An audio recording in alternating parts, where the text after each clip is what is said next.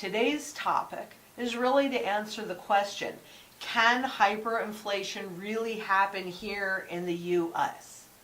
Today I'm going to show you that actually it's happened 3 times historically, and the 4th time if you consider what's happening right now, and I'm going to show you that. But there is no doubt that we are living through the most historic inflationary pattern that has ever taken place. And I'm really hoping that by the end of this presentation, you will see exactly what I'm talking about and why I say, yes, hyperinflation can and actually is happening right here, right now. And of course, it has to start with John Maynard Keynes, who is the father of Keynesian economics and the foundation of our system. And we do know from other webinars that fiat money works for getting people to use it because it mimics good money. But I've often wondered, or I used to wonder, I don't wonder anymore, I often wonder, why is it that it takes so long for people to actually see what's happening? And this is actually why. This is what they knew when they set up the system. A sentiment of trust in the legal money of the state is so deeply implanted in the citizens of all countries that they cannot but believe that someday this money must recover a part at least of its former value. So that's really it in a nutshell, and really why people can't, it's so hard for them, even though they're experiencing it, to believe that it can happen here. Because they're married to the legal money of the state, the fiat money.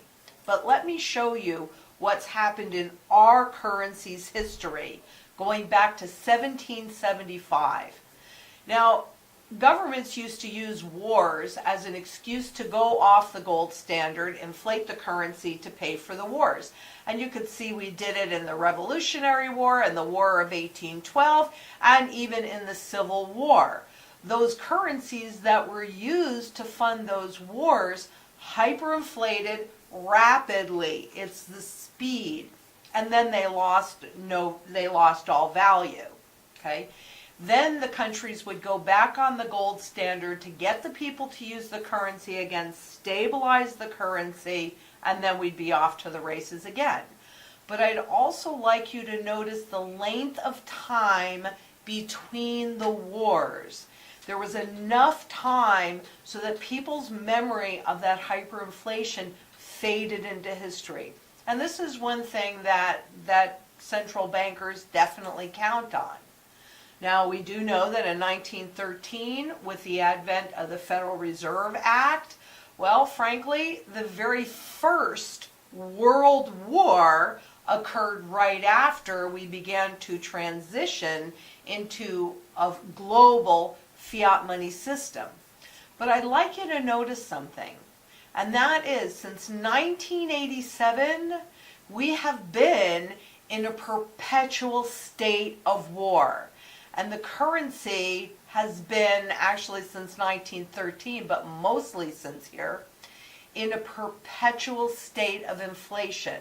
So much so that there's only 4 cents officially, 4 cents in value left on the currency. So what I want to suggest to you is that we're already in hyperinflation, in that loss of purchasing power. And the difference between it happening, say, over here in the Civil War and today in 2016 is simply the speed that it took. But look at how much wealth has been removed from the currency over time. And we're going to look at that a little bit more closely. But remember, perpetual state of war since we